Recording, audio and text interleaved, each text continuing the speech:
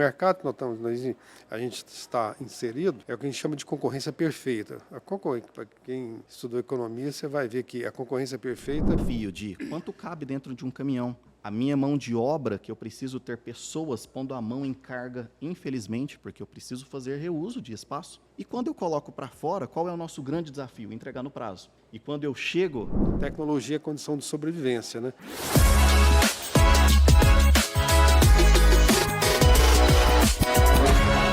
Bem-vindos ao Brain Session, o podcast da Brain Innovation. Aqui a gente fala sobre inovação, tecnologia, liderança do futuro e principalmente sobre agilidade, os métodos mais novos de fazer gestão de projetos incertos. Meu nome é Leandro Nazaré, estou aqui com convidados do setor, estou bastante feliz de vocês estarem aqui hoje. E a gente vai falar sobre inovação em logística. Logística dentro da estratégia do Brain está dentro do que a gente chama de smart spaces. Os espaços estão conectados, a mobilidade urbana está conectada com isso. E o Brasil desse tamanho tem desafios enormes na logística, o que a inovação vai permitir a gente entrar em algumas searas de produtividade, de eficiência, mas também de diversificação de receita. Então é sobre isso que a gente vai falar aqui hoje. Aí eu estou com convidados especiais aqui da Suporte, o Léo, que cuida da parte de estratégia e inovação, Léo Rezende, né, que está aí matando a saudade do Grupo Algar também. Bem-vindo, Léo, bem-vindo. Olá, Leandro, boa tarde, muito obrigado pelo convite. Gostaria de agradecer ao Brain, agradecer a você, agradecer ao meu diretor Leonardo Zanin, que está ali fora, agradecer também ao meu diretor aqui, Jairo Manzato, a confiança aqui de poder falar nesse tema tão promissor dentro do nosso negócio. Muito bom. Bem-vindo, Jairo. O Jairo está tomando conta das operações, diretor de operações e logística na Suporte. Bem-vindo aí. Eu agradeço, obrigado também pelo convite. Ainda mais eu que venho de fora aí para a cidade de Uberlândia, tá inserido aqui no meio também, batendo um papo, aprendendo. Isso com certeza é muito gratificante, tá? E o que eu puder contribuir também é super bem-vindo, né? Vem de onde? Eu vim de Campinas. Campinas. É logo ali, como diz os mineiros. Ali do lado. É logo ali. 500 km, 5 horinhas. Muito bom, muito bom. Estou também com a Avenor Teixeira, que toma conta de todas as operações do Grupo Martins. A gente tem uma paixão enorme pelo Martins. Os nossos fundadores conviveram. O Dr. Luiz tem um respeito e uma admiração muito grande pelo senhor Alair Martins. Recentemente ganhou uma comenda, Alexandrino Garcia, em que eu tive a felicidade de ganhar essa comenda no mesmo dia que o Alair ganhou a dele. Então é uma história assim, de bastante proximidade das famílias, Família Martins, família Garcia. Então bem-vindo ao nosso podcast. Muito obrigado aí pelo convite, eu sinto bastante honrado, satisfeito, feliz por estar aqui com vocês e poder falar um pouquinho da história da logística do Martins, Martins é um jovem de 70 anos, falo que é um jovem, porque é uma empresa que investe o tempo inteiro em inovação, em melhoria dos seus processos, em como atender o cliente melhor, em como atender as demandas do mercado. Eu vou muito além, no nosso caso específico, do que simples necessidades dos nossos clientes. A gente tem um outro lado que a gente tem que atender, que é a necessidade da indústria de distribuição, de fazer o produto dela chegar no tempo certo, ao custo adequado e conforme a necessidade do varejista. Lembrando que o Martins, 93% do Martins ainda é B2B. O B2C, o nosso, o é fácil, ele representa 8% da venda total. Muito bom, muito bom. Bem-vindo, bem-vindo. E para vocês conhecerem um pouquinho mais sobre a história do Martins, a gente vai deixar o site aqui e também do É Fácil. Quem é da região aqui comprou no dia, recebeu no dia. Isso é um desafio enorme para a logística, Talvez só os gigantes desse mundo conseguem fazer isso, mas olha aqui, estamos no Triângulo Mineiro, empresas mineiras familiares fazendo acontecer também.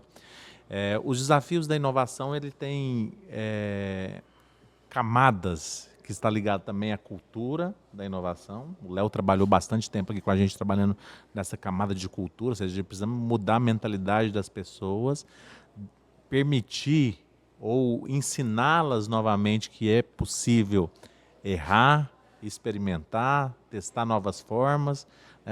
Isso quando eu falo de serviços, da indústria de serviços, ou no caso a gente estava falando do agro mais cedo aqui, isso é mais tranquilo, a cultura de experimentação e erro. Porque você tem um ambiente mais controlado, você separa separa esse ambiente em ambientes de teste, você pode fazer várias simulações. O problema das operações como a dos senhores é porque tudo é em tempo real, com carga real, pessoas reais operando isso em ambiente complicado que é essa logística desse país. Então, eu queria que vocês comentassem um pouquinho, né, como a Suporte e como o Martins tem trabalhado essa cultura de levar a inovação para as operações, mas alinhada a essa questão do risco de uma operação que está viva, né? Clientes estratégicos e que está lidando sempre com vidas. Nós estamos trabalhando em projetos de logística nos últimos 2 anos e segurança do motorista em primeiro lugar. Depois, né, a gente fala das operações em si, seja de armazenagem, distribuição, etc. Mas a parte do barracão para fora é o que talvez está ali mais sensível, né? Porque a marca está exposta, as pessoas estão lidando com vidas, com ambientes complicados. Como que vocês têm trabalhado a inovação tanto para dentro do barracão e fora do barracão? E lá para fora a gente tem pouco controle, né? Então eu queria que vocês falassem um pouquinho sobre isso. Bom, Leandro, deixa eu pontuar para você alguns pontos importantíssimos no nosso setor que merecem um destaque. A Suporte trabalha hoje com o material ou com a carga que é de um cliente, né? Então eu não compro aquela carga e armazeno, eu trabalho com a carga de um terceiro. Como que nós, né, e quem está ali fora vai entender bem isso, como que nós trabalhamos? Nós trabalhamos como um banco. E eu estou falando de porta para dentro, do barracão para dentro. Então, quando você coloca R$100 na sua conta bancária, quando você vai acessar, você quer no mínimo 100 mais o rendimento. Mas o 100 é o mínimo que tem de estar lá dentro. E perceba que, quando você entrar dentro de uma operação nossa, o que você depositou tem de estar lá dentro. Nós trabalhamos com uma equipe de operações que o trabalho médio não chega a R$2.000. Então, perceba que a gente já tem algumas dificuldades do barracão para dentro.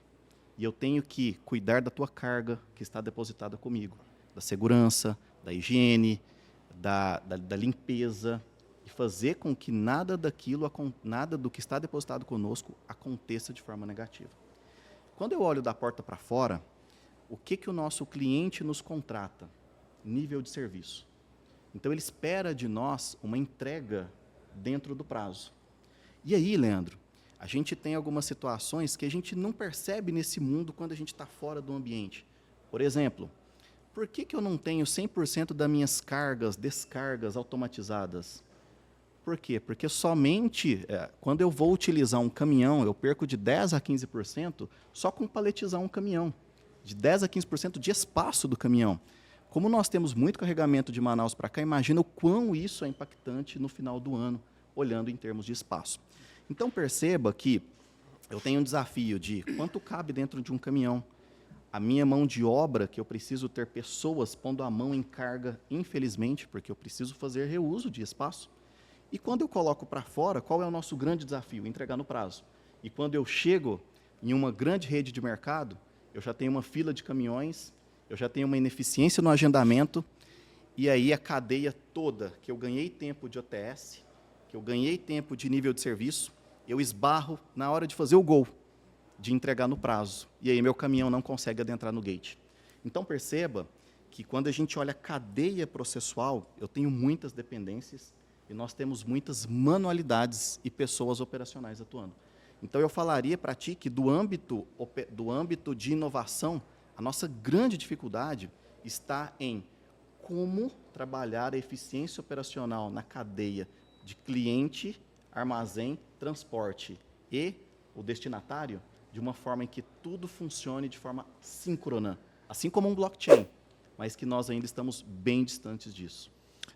Os desafios são enormes, porque a gente não controla o que está para fora, né? Talvez o Martins tenha feito um trabalho inspirador de barracão para dentro, com o uso de tecnologia, e isso já é case público, né? O trabalho que vocês têm feito nisso. Até a gente recebeu, há uns 2 anos atrás, o Salume da Wine, amigão meu. que trabalhou no Martins e falou da inspiração que ele teve para montar o Wine a partir da logística do Martins, do processo de picking automatizado, né, dos robôs e da experiência, né, do fracionado e atender 6.000 municípios praticamente, né, mais de 2.500 distritos, né. É invejável assim o que o Martins tem feito ao longo dos anos.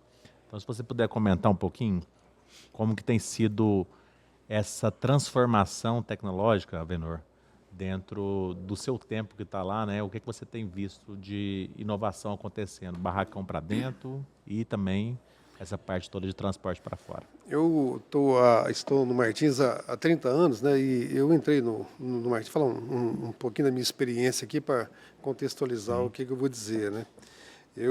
Nesses 30 anos, entrei rapidamente pela área de compras, né? Fui para a área de vendas, onde eu fiquei por 10 anos, aí depois eu fui para a logística, tá? Fiquei mais 6, voltei para vendas, fiquei mais 9, estou há basicamente 5, 6 anos de novo na logística. Então, às vezes, eu não me aventuro a falar um pouco da necessidade do nosso cliente, né? Claro. Andei o Brasil inteiro e tal. Primeiro que a gente precisa entender o cenário que o Martins está, qual o contexto, né? O Martins é uma empresa que, primeiro, é um negócio de margem baixa, muito baixa. Por que a margem baixa? Porque o mercado que a gente está inserido é o que a gente chama de concorrência perfeita. Para quem estudou economia, você vai ver que a concorrência perfeita é o outro extremo do monopólio. No monopólio, você tem uma empresa só que vende um produto, e o sistema de concorrência perfeita são várias empresas vendendo o mesmo produto, entendeu? Então, você falou aí, a gente de fato chega o número correto é 5.660 municípios e 2.631 distritos, né? Fora aí, sei lá, a gente tem mapeados aí mais de 7.000 localidades, que não é distrito e também que não é um município. A gente faz em torno aí, varia de 295 mil a 320 mil entregas por mês, né? O ticket médio, o peso nosso é em torno de próximo aí de 100 quilos, 100, 110 quilos, né? É a nossa entrega média, né, que a gente faz. Temos aproximadamente 31 mil SKUs, 31 mil produtos diferentes. Desses 31 mil, 68% é fracionável, quer dizer, você pode vender para um pequeno varejista, você tem que abrir a embalagem, você tem que reprocessar aquilo. Um dos melhores exemplos que eu dou é farmácia. Farmácia a gente não vende medicamento, mas você vende além de perfumaria. Tem um desodorante que a fragrância X vende 2 tubinhos, né? Por mês você tem que entregar os 2 tubinhos, até porque a farmácia não tem depósito, né? Sim. O nível de fracionamento É do veículo para a gôndola, então você acaba tendo que fracionar. E o fracionamento é também, claro, dos atributos mais fortes da nossa proposta de valor, né? Enquanto estrutura física, nós temos hoje 6 CDs no Brasil. Temos 23 hubs, que é uma estrutura nova que a gente cria, que o hub é um CD menor, mas onde você faz, você pode fazer operação de cross-docking, mas ali também é uma área de armazenagem, para você armazenar um mix menor, seja por questões de valor agregado mais baixo ou por algum atributo tributário, você ter o produto ali, porque aquele estado exige, ou se você quiser ser competitivo com aquele produto, ou aquele mix ali, naquele estado, você tem que ter esse produto lá. Do contrário, você não compete, se não compete, você não vende. E temos ao todo no Brasil 65 operações de transit point cross-dock, né, que é quando o produto sai da carreta, o CD SPED ou o Hub SPED vai para essas operações, onde você passa esses produtos para veículos menores e aí sim inicia todo o processo de distribuição, né? Qual que é o desafio nosso? O maior desafio nosso, e para isso, tecnologia é fundamental, é essencial. Acho até que já saímos até do fundamental e do essencial e passamos para a condição... Não, de sobrevivência. Vital. É questão, exatamente, sobre ou você faz isso, o cara, não é que você vai sair, é que você já saiu e não foi informado. Você já saiu, você já está fora. Você já está fora, né? Porque o famoso trade-off que tem, e quem trabalha em logística sabe isso, do nível de serviço versus o custo. Sim. Né? Como um denominador e no numerador está o cliente. Né? É o cara que quer um custo menor, um serviço mais rápido, como é que você faz, como é que é isso, como é que é. Então, sim, tecnologia é condição de sobrevivência, né? Então, assim, como equacionar isso todo dia? Como fazer isso todo dia com a menor margem de erro possível, porque o negócio é de margem muito baixa. E é um negócio de escala. Então, tem N riscos, né? Tem N riscos que a gente tem. Claro, a gente desenvolve isso o tempo inteirinho, tem gente que olha para isso o tempo inteiro, tem sistema olhando para isso o tempo inteirinho, senão a gente também não daria conta de fazer isso. Caramba, ordem de grandeza aí também, a gente processa em torno de 32 mil toneladas de produtos por mês, né? Eu costumo falar que talvez a melhor síntese da logística do Martins é uma maquininha de fazer doido, né? Boa. Entra um sujeito normal aqui no input, lá no output sai um biruta, lá um cara que é meio maluco o negócio, né? E assim, não tem um dia igual ao outro, né? Todo dia é um dia. Hoje, por exemplo, eu trazei 5 minutos aqui que estava tentando resolver um problema de um descredenciamento da Cefaz da inscrição do Martins, porque é um problema lá, não sei, papapá, pipipi, as carretas param na barreira e segura. Eu sei bem, parou o CT. Aí entendeu? Aí você não emite nota fiscal na filial interna, você não emite CTI, carreta para, o custo fica maior, você cria gargalos, que tem outras carretas vindo atrás. Sim. Tem todo um fluxo operacional muito bem planejado. Sincronizado. Entendeu? Com as frotas lá na ponta, já esperando a carreta para sair, para entregar, a hora que volta já tem outra carreta chegando, tem todo um desenho de um fluxo, isso teria, né, que funcionar ipsis letras redondinho, mas não é assim, então tem N problemas que você tem que resolver diariamente. Não estou falando de chuva aqui, não estou falando de estrada interrompida, tá certo? Eu não estou falando de greve que interrompe seca, estrada, não estou falando de uma estrada no Maranhão que a ponte rodou e o caminhão ficou preso do outro lado, sabe? Então, assim, são coisas que a gente equaciona no dia a dia e transportando isso tudo, né? Levando isso tudo, né? Com todas as, digamos assim, como é que eu vou... com as especificidades, com as exigências operacionais, né? Parece simples, né? Você botar 31 mil SKU dentro de um baú de caminhão e sair distribuindo esse negócio, acertar a menor perda imaginável que você possa ter, perda por avaria, perda por tudo que você imaginar, justamente você não der um cliente na ponta insatisfeito por não ter também o custo da logística reversa, que via de regra custa o dobro da logística normal, né? Então assim, e para isso, né, eu acho que enquanto o contexto geral aqui, é o desafio da tecnologia. Sim. Tá certo? Nesses 30 anos você já viu muita coisa, né? A parte de roteirização, por exemplo, avançou demais, né? Mapas. Avançou, mas já assim, a roteirização hoje para nós, no nosso modelo, ela já ficou para trás. Hoje é algoritmo de distribuição.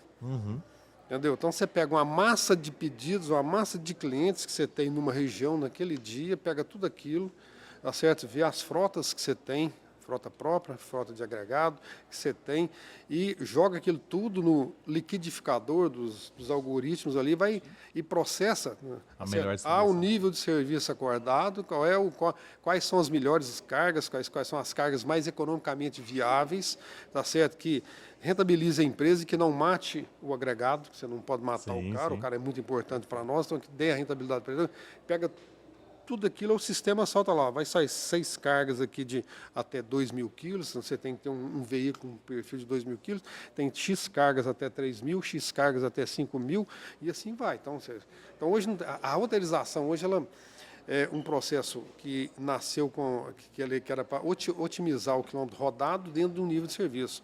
Hoje já foi uma tecnologia sensacional.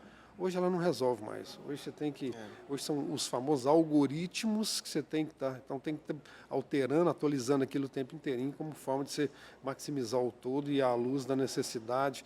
Eu já nem falo, né? Porque a necessidade, para mim, o cliente cumpre ela no ato da compra. Da compra em diante, a necessidade inexiste, ela se transforma em expectativa, né? E como cumprir a expectativa do cliente. Se eu preciso comprar um celular, eu entro hoje num site, ou eu faço uma compra. A partir do momento que eu fiz a compra, paguei, para mim a minha necessidade está atendida. Daquele momento em diante vira expectativa. O cara falou que me entrega amanhã, hora que então chega? Vai chegar amanhã. Como é que é? Antes do almoço, depois do almoço, eu moro no condomínio, vai entregar na porta, o cara vai me ligar, vai ter que alguém lá pegar, como é que é? Então, se transforma em expectativa. E, meu amigo, gerenciar a expectativa é o cross. com a concorrência ampla e o cliente cada vez mais exigente. Então, só com a concorrência ampla, né? Com a concorrência diferente, né? Porque o concorrente está mudando, né? Sim, O conceito de concorrente hoje não é quem vende a mesma coisa que você, não. É quem toma a renda do seu cliente. sim. Entendeu? Quem consome a renda do seu cliente virou concorrente seu. Entendeu? O bolso é o mesmo, né?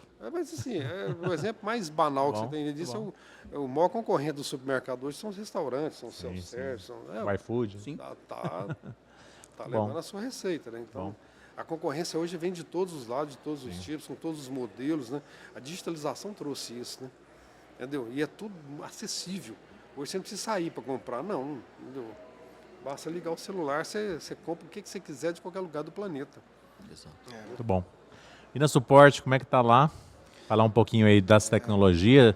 Depois a gente vai colocar essas siglas aqui, né? Mas o WMS, TMS, essa história toda dos sistemas de controle de barracão para dentro e de transporte para fora, isso é essencial e vital. YMS. Agora, toda a parte estratégica dos algoritmos para achar o melhor caminho de distribuição, isso, a inteligência artificial, ela vai ainda dar um salto maior para nós nos próximos anos. Então, fala aí na suporte, vocês têm desde um porta a porta, carga completa, carga fracionada, o que vocês têm trabalhado em inovação e tecnologia nova também? Leandro, acho que só puxando também, né, para a gente trazer o contexto, a suporte, eu gosto muito de falar isso, né, é uma prestadora de serviço. Então o Léo trouxe muito bem a ilustração, né, de um banco onde, né, recebe a mercadoria, guarda, né, espera ela render, porque ela entra a preço de fabricação e sai a preço de venda, né, então ela gera ali, e o que a gente, né, mais deseja, o nosso cliente e a gente também trabalha para isso, é entregar na data correta, ou seja, no compromisso, né, e com a perfeição, todos os pedidos, todos os itens, né. Então, sendo uma empresa de serviço, é impossível a gente sobreviver sem tecnologia, né. Então, hoje, não temos uma operação tão grande quanto o Martins, né, mas temos sim muitas complexidades e para gerir aí com quase 80 parceiros, né. Então, desde parceiro que está operando uma cabotagem, um armador, que está operando um container, uma operação que passa aí por terrestre e marítima, até uma operação de descida de Manaus que passa por um rodo fluvial também, uma balsa aí com 6 dias de percurso, né, para depois você conectar ali um cavalo e ainda ficar lá 3 a 4 dias de viagem rodoviária, né? Então são diversas complexidades e, de novo, tecnologia ela tem que estar presente, porque para fazer essa gestão a gente tem que sim gerir a exceção, porque a gente não consegue, né, olhar tudo, é humanamente impossível, né?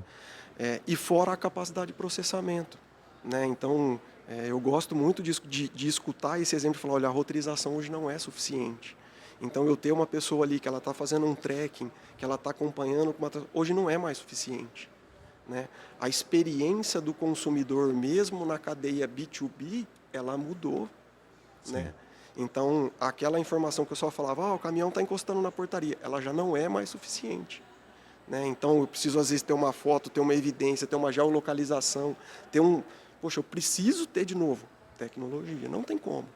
Então, na hora que, né, eu sentado hoje nessa posição, ocupando essa liderança dentro do transporte, e você me questiona de inovação, eu diria que minha resposta ela quase que vomita aqui em cima da mesa, né, desculpa a palavra, né, mas informação.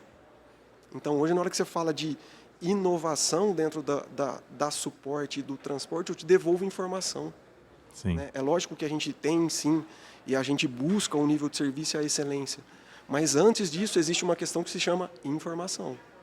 Né? Então, eu ter a informação de um problema, ela é extremamente valiosa, né? Porque eu vou conseguir atuar, eu vou conseguir gerir as expectativas, né? Então, acho que eu faço esse gancho aqui. Então, a inovação, né, para o nosso serviço, para suporte, poxa, ela é imprescindível. E dentro do transporte, o que eu te falo é informação. Né? Muitas das vezes é isso. Eu sei que, né, eu escuto isso. Olha, eu sei que tem problema. Nosso país ele é continental.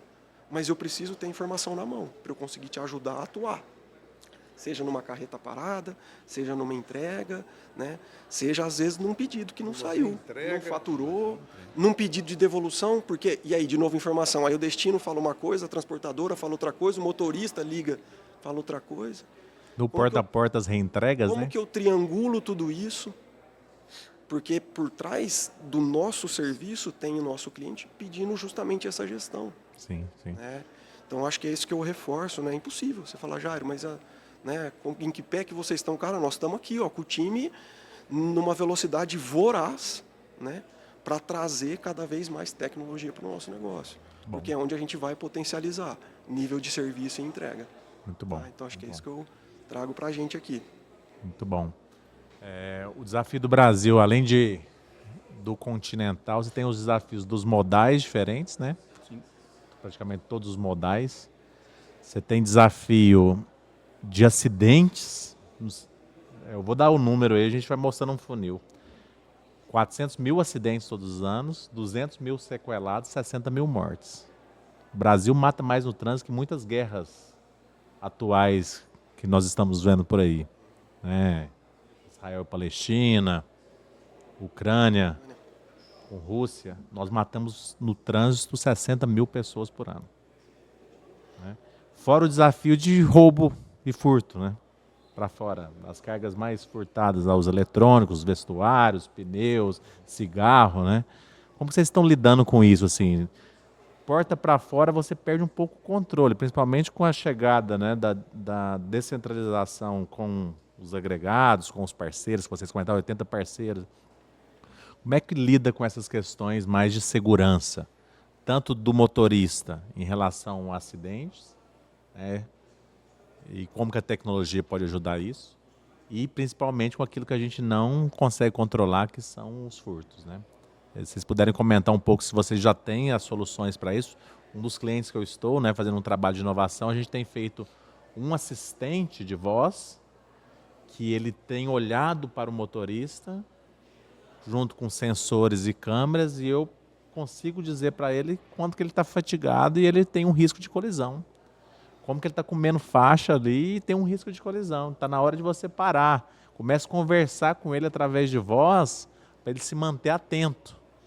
Ele faz o controle de jornada, ele reporta as questões do caminho, de coisas que aconteceu com o caminhão, ou com ele, ou com a estrada, através do comando de voz, né? Então é quase que eu tenho ali um copiloto para ele, né, através de um smartphone, ajudando ele a se manter atento, seguro e reportando coisas. Isso é inovação com inteligência artificial generativa, comando de voz e sensores, né? Outra questão, né, de colisão é como você tem uma câmera olhando para fora, né? Então o exemplo que eu sempre dou é a Mobileye. A Mobileye é uma empresa israelense, foi investida agora pela Intel, 15 bi de dólar, que ela é uma câmera que olha para fora, só para fora. E ela está com visão computacional resolvendo o problema de colisão. Então ele vai vibrar o banco do motorista quando o carro tem essa função, ele vai gerar alerta sonoro para que ele acorde, ou antecipar via comando de voz que tem um risco ali na frente, porque tem uma senhora segurando a mão de uma criança e ela pode soltar e pode ter um risco de acidente. Então hoje a tecnologia já está por aí, né? Então eu queria ouvir dos senhores aí como que está no Martins, como que está no suporte, esse cuidado daquilo que a gente não controla, né? Colisões e acidentes e furto e roubo. Quem quer começar? Cara, isso aí você tem que atuar em frentes, né? Vamos falar a primeira aqui, que a gente chama de gestão de risco. Sim. Entendeu? Então você tem regras de risco que a gente não abre mão. Sei lá, dá um exemplo. Cargas a partir de um certo valor, tem que ter escolta. Cargas de um certo valor até um certo valor, só comboio. Já não pode sair do comboio. Você tem regiões que o baú do caminhão é aberto por satélite. O motorista não abre, é aberto por satélite. Então, se você abrir ali, aí você vê o georreferenciamento, se ele está de fato na porta do cliente lá pelo abrir, se tiver a mais de X metros, não abre. Entendeu? Tem há regiões que é assim, né? Porque aquela história, o cliente entrou no B2B ou no B2C, fez uma compra, se vira e entrega. Sim. Não interessa se pode ser no Morro do Macaco Molhado, lá no Rio de Janeiro, ou no centro de Uberlândia, você tem que entregar, né? Então tem toda uma questão de gestão de risco. E toda a área de transportes no Brasil hoje investe pesadamente nisso, né? Outra coisa que eu falo é a questão de segurança pessoal mesmo, aí é um trabalho constante, tem auxílio de tecnologia, mas não tem tecnologia que substitui a conscientização. Sim. Entendeu? Tá? E aí eu falo sempre na teoria da repetição, né? Porque aqui a gente tem que estar repetindo as mesmas coisas para as mesmas pessoas o tempo inteiro, né? As pessoas têm resistência ao aprendizado, o aprendizado é lento, o esquecimento é rápido. Entendeu? Então você tem que estar falando, tem que falar a mesma coisa o tempo inteirinho, tem que estar reforçando o tempo inteirinho. Tudo aquilo que não é constantemente reforçado, automaticamente é esquecido. Sim. Entendeu? E segurança, as pessoas, e basta você andar na estrada, fazer uma viagem, que você vai ver o comportamento de certas pessoas na estrada, né? Se a pessoa tivesse a deliberalidade de pôr em risco só a vida dela, estava até bem, né? Então, assim, não é. O cara, ao dirigir de certa forma, ao dirigir em um certo estado, ela põe em risco a vida de todos, né? Tá certo? Então, assim, acho que são essas duas frentes. Esse é um tema que caberia até, digamos, até um outro bate-papo para a gente falar a respeito disso aqui. Sim. Complexidade. Não, é enorme. Sim. É enorme, é enorme. Então, o roubo de cargas, ele de fato ele existe. A tecnologia também não é só a favor das empresas, tem a tecnologia a favor do crime. Tem um aparelho que eu esqueci o nome. Jammer. Jammer. Que você compra em qualquer site. Mercado Livre, meu Deus do céu. Entendeu? Você compra o Jammer em qualquer site, aí você compra, instala. Então, assim, não é uma atribuição fácil, não é tarefa para principiante. É muito complicado, né? É muito complicado. E a segurança, ela começa dentro da sua expedição, né? A gente não fornece informação de valor de carga, de nada. Quem sabe é a gestão de risco e a seguradora, mas ninguém. Entendeu? O cara viaja, a hora que ele vê antes ninguém sabe. Não sabe nem o destino. Entendeu? O cara já sabe. Fantástico. Só depois. Então, tem isso, né? Dá suporte, como é que tá? Fácil, né? Vou começar com o Jairo. Acho que primeiro pontuar, né, Léo, que é indiscutível segurança dentro da suporte, né? Então, a gente sempre brinca que é um dos nossos valores que a gente não vai conversar, né? Então, a pessoa vir trabalhar e voltar para o seu lar, para a sua família, isso não está em discussão, né? Isso é um requisito e nós vamos batalhar e trabalhar para isso, né? Quando fala da segurança de vida, né, e acho que é isso também, é uma questão cultural e a gente cada vez mais busca sempre tecnologia para olhar ato inseguro, para tentar mapear condições, mas é a cultura e é o grãozinho todo dia, você disseminando. Não. Molecular. É isso mesmo, né? É o dia a dia, né? Para que a gente consiga olhar a pirâmide, entender os incidentes, cobrir, né, de forma severa e, né, em alguns casos até punitiva comportamentos, porque, poxa, nós somos um prestador de serviço, né? Nosso capital, ele é humano. Sim. Né? É pessoa dentro do armazém e carga com terceiro para fora do armazém. Né? Então, o que é dentro de casa é no monitoramento, na gestão e na cultura. E do lado de fora ele não deixa de ser diferente. Só que aí eu acho que na hora que eu trago a questão do lado de fora, eu preciso trazer dois cenários operacionais com dois tipos de parceiros, né? Então, dois cenários operacionais. Por quê? Porque eu consigo ter autonomia de gerenciamento sobre aquela viagem.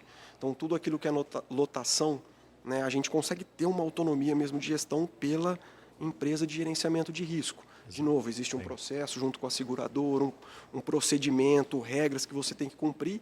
E, além disso, hoje, por ser uma empresa dentro do grupo e fomentado a tecnologia e inovação, a gente começa a ter iniciativas dentro do GR de comportamento do motorista da viagem. A gente já consegue hoje entender e falar, nossa, mas essa rota, essa velocidade está começando a ficar estranho, né?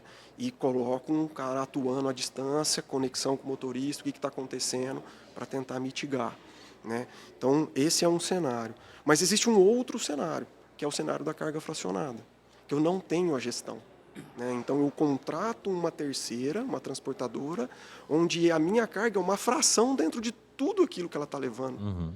Então, eu começo que eu não tenho influência sobre o processo. É mais gestão do contrato, dela, né? Então, eu, por exemplo, não consigo chegar lá e falar, não, usa o meu aplicativo aqui. Não, peraí. Eu tenho 1.200 clientes de carga aqui dentro. Se eu usar o aplicativo de cada um, não funciona. Então, aí eu entro na gestão, mas eu não deixo a tecnologia, porque eu quero me conectar. E, de novo, eu volto na informação. Então, eu quero me conectar para conseguir influenciar, auditar e gerir. E até mesmo, de forma autoritária, naquele que for pequeno, exigir. Por isso que eu falo que eu quebro a operação e depois eu volto no modelo. Sim. Vão ter parceiros que, cara, eu vou influenciar, eu vou pedir, eu vou trazer regra de contrato, eu vou negociar, eu vou influenciar. E no contrato isso aí exige que o cara tenha certas, que o prestador de serviço tenha a tecnologia embarcada mínima para segurar isso e tal. E outra coisa que cresce muito, a gente está muito associando tudo ao roubo de carga, né? Então, chama de pequenos furtos. Demais. O sujeito está entregando, é abordado por pega uma caixa de não sei o que, vai embora, assalta, rouba e sai correndo, tem de tudo. Então, acho que na hora que eu fecho, eu volto gestão, você me falou contratos, mas eu preciso estar lá. Preciso auditar, preciso estar lá dentro, presente, preciso ver como está acontecendo, preciso ir para as pontas para ver. Então, esse é um outro aprendizado que a gente tem também lá interno. A gente precisa estar presente fisicamente mesmo. Né? Acho que a pandemia trouxe bastante do remoto, mas tem coisa que a gente já viu que não... Sim. Cara, mas tem coisa que eu preciso ir lá ver. Preciso ir lá mesmo na ponta, estar presente. Né? Com o time, cobrando, apontando, conversando, reforçando a regra. Porque senão a gente não consegue ver a evolução mesmo na cadeia. Que bom. Léo. Leandro, vou até te pedir licença para falar rasgado aqui, tá? Essa questão da inovação no que tange a vida do nosso caminhoneiro, tá? Quando a gente olha pro caminhão em si, cara, nós temos muita tecnologia embarcada, uma sensorização pesada, né? Então, do âmbito de controle de temperatura, abertura de porta, parte elétrica do caminhão, Cerca eletrônica. cerca eletrônica, rastreamento. o rastreamento exatamente georreferenciado, né, monitorado no satélite, a abertura dos nossos lacres, né, em ambiente controlado, isso é extremamente sério. Só que existe ainda um ponto, por isso que eu te pedi licença para falar rasgado, que a conta não fecha. As margens são muito baixas. Nós temos margem muito baixa. Então, quando você ou quando um player chega no nosso negócio nos ofertando um sensor que vai olhar se o nosso caminhoneiro está sentindo sono ou com fadiga, eu não tenho dúvida de que esse é o caminho. Mas para o nosso negócio, isso ainda é muito caro. Então, eu mais uma vez reitero, o nosso caminhoneiro ele tem que sair de casa e voltar para casa. Isso é inegociável. Só que existem tecnologias que o BP ele ainda não vira. Para de pé ainda. Ele não dá payback, ele não dá o ROI. E aí, se ele vem contra a nossa margem, daí você já começa a falar, putz, eu vou ter que diminuir caminhoneiro. Então, eu já estou indo contra aquilo que eu tenho de pensar no futuro e no crescimento do negócio. Então, o que a gente tem hoje dentro da suporte? Né? Cara, todos os caminhões monitorados, muita sensorização embarcada, mas eu tenho iscas, né? Então, muitas iscas de carga, né? Todo o monitoramento em GR. Então, isso é tecnologia embarcada. Mas quando eu fecho um BP de monitorar o comportamento do meu ser humano caminhoneiro, esse BP ainda não se fecha. Então, de forma bem rasgada, essa ainda é uma realidade. Maravilha. A gente tem feito esse trabalho num cliente de logística grande do Espírito Santo e os ganhos estão ligados muito à estratégia mesmo. O quanto que a empresa, na sua estratégia, ela dispõe a implementar as soluções do ponto de vista da segurança completa. Lá a gente está falando ainda de operações mais complexas, de agro ou de mineração, caminhões fora de estrada, operadores de máquinas que ficam ali 12 horas debaixo da terra, né, tirando alguma coisa. São operações complexas e que... Delicadas. Segurança, né, e principalmente o monitoramento do comportamento desse cara que está ali, ele faz muito sentido para o business, mas realmente alguém na ponta, né, no caso dele, das mineradoras, das empresas do agro, está disposta a pagar por isso. Né? O caso da Mobileye é interessante porque o próprio governo decidiu fazer isso. Todos os carros, a partir de 2020 para frente, saía obrigatório com o uso da câmera de fábrica, e os carros anterior a 2020 tiveram descontos no IPVA durante 3 anos para comprar a câmera. Israel fez isso em 100% da sua frota de carros leves e pesados.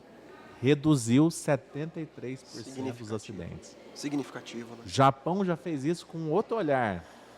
Além de prevenir segurança, a câmera que foi implementada pela Mobileye no Japão, após a aquisição da Intel, era avaliar também a cidade. Se ela está olhando para fora, além dela ver os riscos, ela via se essa placa é de algum carro roubado ou não, se esse aqui pagou IPVA não, tem buraco na pista, tem uma placa mal apagada, tem uma luz queimada para cidades inteligentes. E aí o business fica mais complementar, né? Do ponto de vista que a cidade também pode usufruir daquilo que a câmera está gerenciando. Mas eu concordo com você, os business ainda são difíceis quando tem margens apertadas, né? Eu sei que vocês têm trabalhado com blockchain, né? Muita gente fala da rastreabilidade de algumas cargas, né? Dentro do agro, por exemplo, a obrigação de rastrear, né, da rastreabilidade da cadeia da carne, ou a obrigação de rastrear a cadeia do leite. E aí o blockchain vai resolver isso, porque é um jeito de você, para aquela visão mais do ESG, né, ter o olhar sobre a rastreabilidade do que está sendo feito em todas as etapas do processo, mas em logística, sobretudo, o maior desafio é justamente isso, saiu do frigorífico até a gôndola, né, saiu do CD até a gôndola. E no trade-off. Custo, nível de serviço. E com aquela temperatura adequada. Então, assim, como que vocês enxergam isso, né? A questão da tecnologia do blockchain ou outras tecnologias de sensoriamento, temperatura, para resolver esse desafio que é humano, né? Que é a rastreabilidade de cargas mais sensíveis. Tudo tem um começo, eu acho que é um caminhar, né? Eu ia falar aqui, você já falou, mas eu ouvi uma frase, deve ter uns 20 anos atrás, né, que uma pessoa muito influente, ele falou que as empresas estavam, naquele momento, o que ele falou era um negócio assim meio, digamos, um pouco agressivo. Ele falou que as empresas estavam definitivamente condenadas à ética, né? E hoje eu digo que, dado o nível de informação, dado o nível de conexão, tá certo, do mundo, das pessoas, de tudo, eu acho que eu só mudaria nele que as empresas estão condenadas ao ESG. Sim. Não vai ter jeito, cara. Não é se vai ou não vai, é quando. Entendeu? O vai ou não vai já não é dúvida mais. Agora a dúvida agora é o quando, que vai. Vai. Não tem jeito. A cobrança vem. Sim. A cobrança vem. De alguma forma vem. Ela vem ou por parte do seu cliente, por parte do seu fornecedor, por parte das suas demonstrações, né? Financeiras, né? Tudo. Vai vir e tal, e tem. E em algum momento, eu acredito que já tem algum valor nisso. Talvez não seja não tão bem percebido, mas em breve vai, né? E me perguntaram esse dia, quando é que você acha que vai? Mas, cara, essa é a pergunta do milhão, né? Mas assim, eu vou me arriscar a dizer que esses conceitos, né, eles acompanham o que eu chamo de mudança de geração. Porque essa geração, a geração mais antiga, a nossa geração, a gente era mais acostumado a lidar com certas coisas com grau de tolerância. Entendeu? Essa geração nova, e por que ela não está tão exigente ainda? Por mim, por uma razão bem simples, porque não tem renda ainda. Poder de compra. A hora que tiver renda, aí vai... logo ali.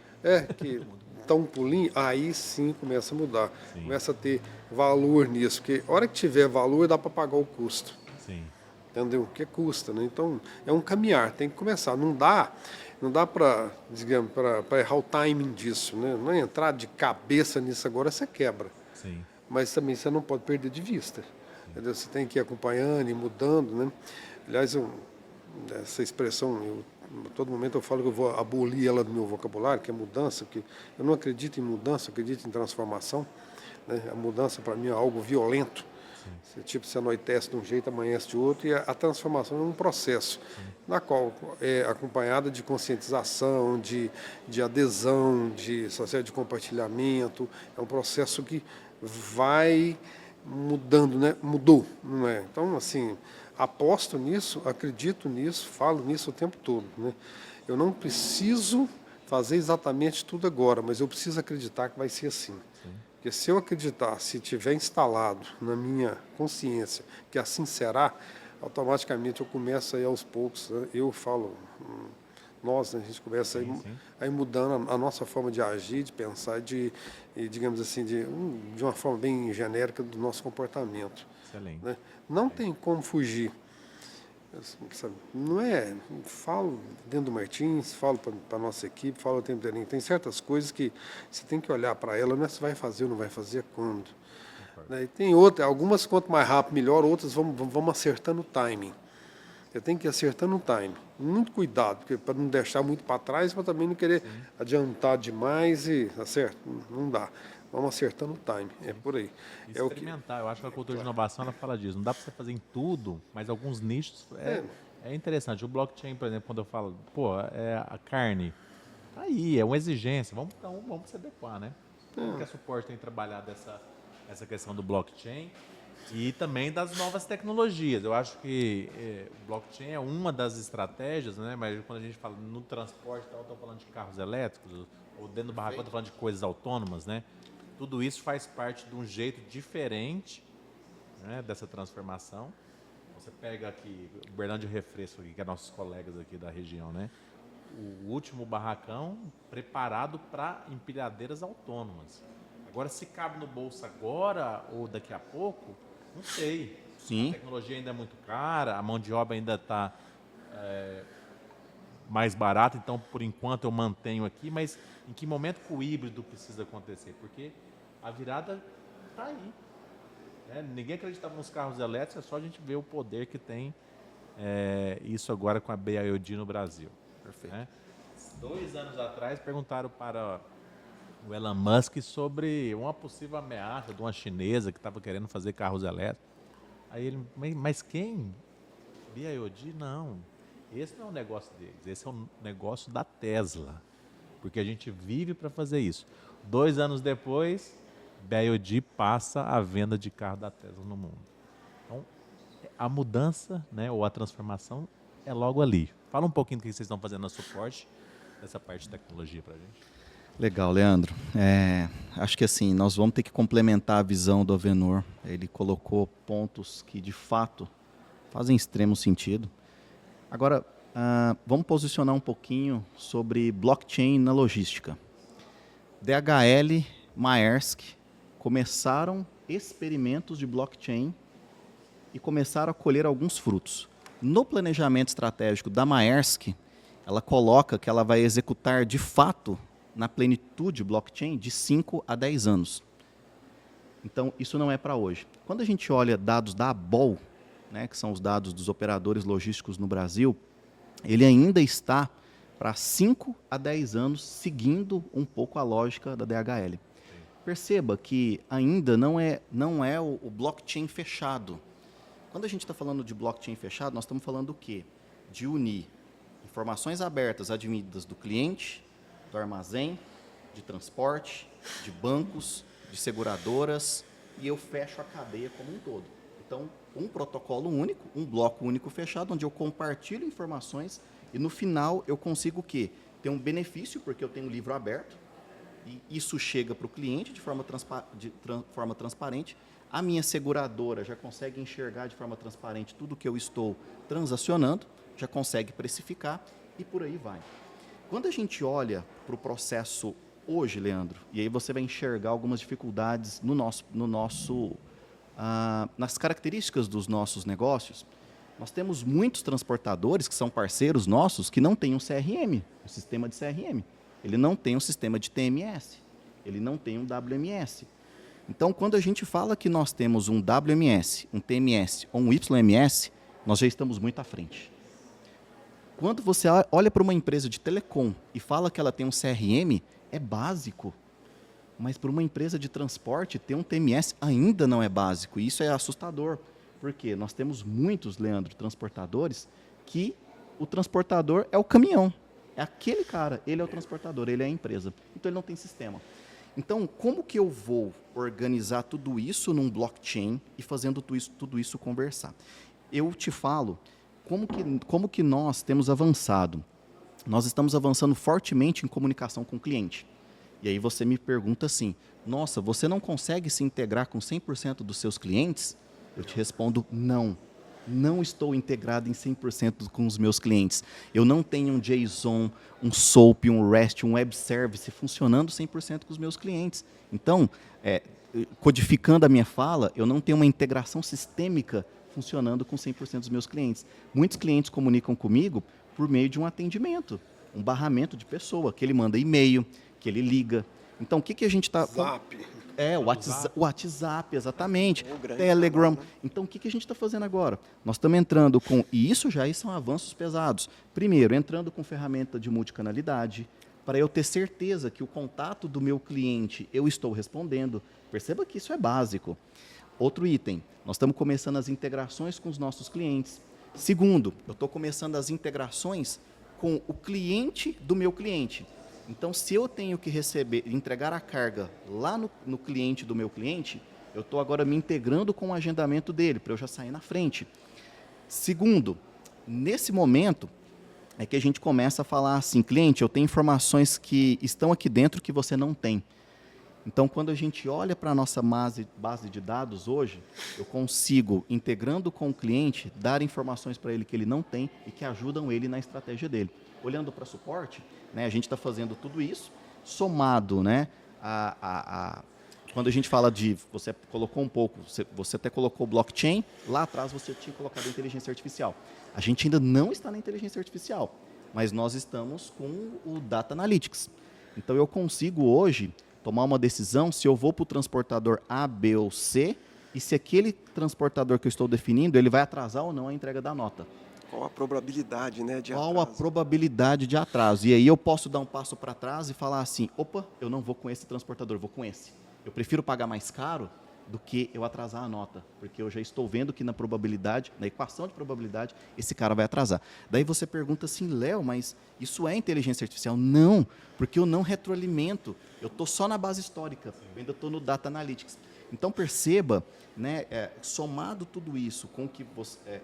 te respondendo, somando ainda a nossa torre de controle, que a gente está começando a implantar agora, e a gente já avançou bem, estamos mais de 50% da nossa torre de controle, a gente está conseguindo o quê?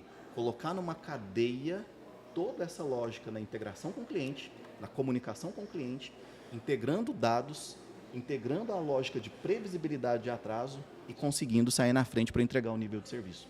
Então, essas são as tecnologias que hoje a gente mais está avançando, né? Olhando para o nosso cliente na cadeia lá no final. Muito bom.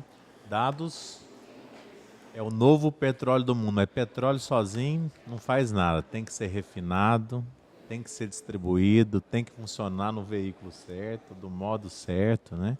Eu acho que o desafio, principalmente da logística, passa por isso, né?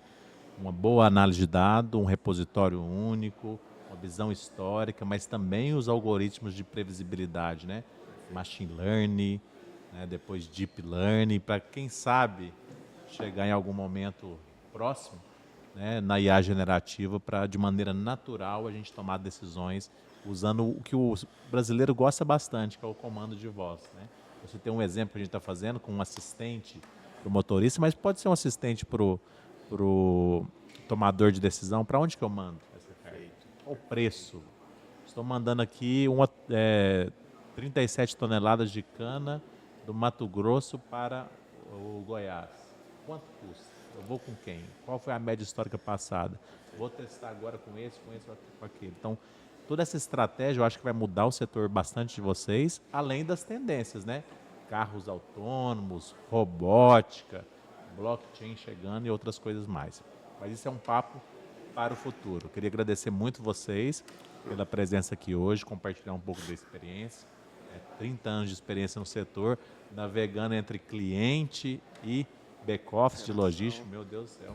Muito obrigado pela sua presença. Opa. E também aos colegas aqui da Suporte que têm feito história, não somente no transporte atual, mas agora também no full commerce e investindo em startups também para ajudar, principalmente na previsão de risco. Obrigado pela presença de vocês. Valeu. Se vocês puderem comentar um pouquinho agora como que as pessoas acham vocês aí nas redes sociais, ou no LinkedIn, ou e-mail, ou site, para a gente continuar esse papo depois. Lá. Puxo aqui. Claro. LinkedIn, Jairo Manzato. Bom, acho que me acha fácil lá. E o arroba da Suporte Logística? Arroba suporte, suplog.com, né? Arroba jairo.manzato, arroba suplog.com. Avenor.net, né? Martins também, avenor.net, arroba martins.com.br. Aí estou nas redes e quero encerrar a participação minha, na forma que eu encerro as reuniões com a minha equipe, que a paixão pela tecnologia, que Martins é uma empresa apaixonada por tecnologia, não faça a gente diminuir a paixão por pessoas. Só isso. O futuro também é gente. Léo? Leandro, obrigado. Prazer, né, poder participar com você desse momento. Eu sou Leonardo Rezende com S, né, no LinkedIn, e no e-mail leonardo.rezende com S, @suplog.com. Então, no nosso Instagram, a gente tem uma parte toda de glossário e também coisas que a gente falou aqui sobre o setor de logística. Nos segue aí, @BrainSessions.